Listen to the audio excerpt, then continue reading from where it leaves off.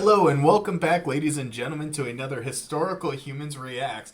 And on today's episode, we're talking about something really interesting, where one of Earth's rarest minerals were found thanks to a 75-year-old letter, which is kind of a weird statement, to be fair.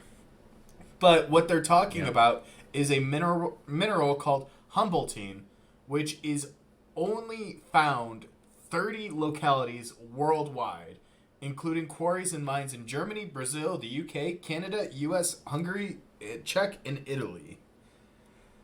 Yeah. So it's a very rare yellow mineral.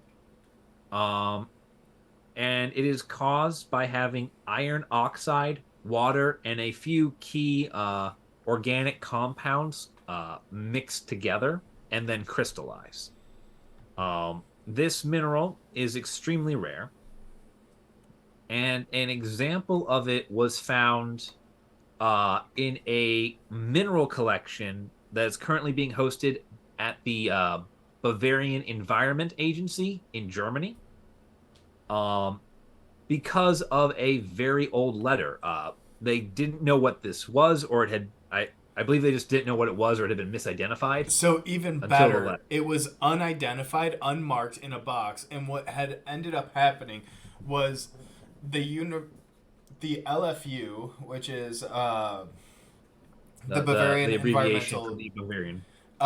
What they were doing is they were undergoing a process to start digitizing their entire collections, which is something a ton of institutions around the world are doing. But in these digitization efforts, they identified a letter written by a coal miner to this institution in 1949 with a sample of the Humboldtine mineral. And Yeah. they didn't quite understand the severity of the letter until they began looking into their collections because they noticed a line of the article mentioning the mineral and mentioning that they had sent in a collection. So they went and looked in their collections, which consists of over 130,000 rock and mineral samples that are hosted in the agency's basement.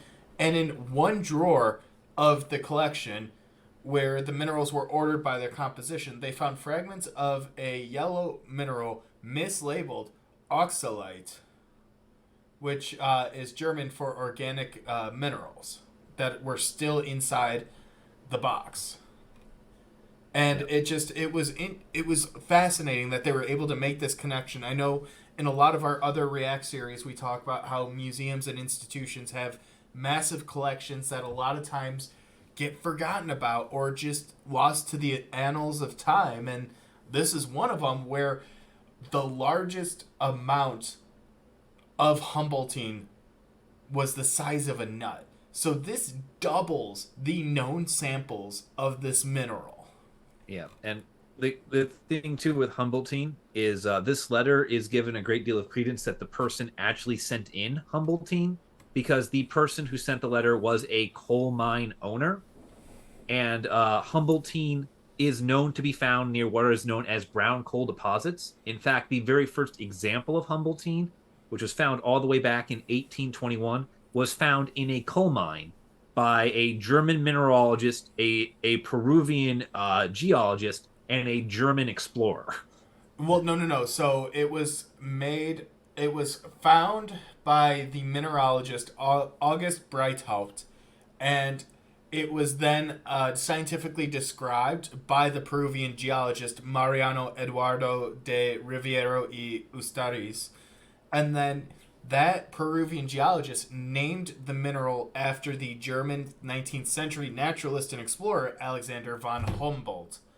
So Humboldt had been a mineral collector himself, had been an engineer. So this was an homage by the Peruvian geologist, both as a honor to the German mineralogist who found it, but also an homage to this great mineral collector. So Yeah. kind of a cool little salute given by that. But yeah, you're right. They gave huge credence to this letter and they believed in it. And they went and checked their collections, which was no small task. But given the rarity of Humboldtine, it is such a worth it endeavor, and the fact that it paid off by doubling the world's known size is mind blowing. Yeah, and I love that the drawer they found it in was the drawer they had labeled for organic compound, Which and it they just is. opened, which is part iron, part water, and part organic compound. So like it comes in, they just like that's the drawer. They start opening it up and start looking for a yellow rock. And unfortunately, to the future mineralogist out there, the mine in which this was found, the Yeah, the Matthias, I yeah, definitely butchered yeah. that, Messiah suggests, yeah, was closed in 1966 and flooded. So this known source of Humboldtine is now permanently unavailable and inaccessible for future generations. yeah. So it's, You say that as if the human race is not going to invent some form of scuba mining. I mean, that or just straight up, I don't know how they flooded it, but I wouldn't be surprised if they would deflood it. We'll take all that water and move it somewhere else. Humans tend to like to do that. Yeah, humans, we're weird beavers. That's a Literally. good point to end the show, I think.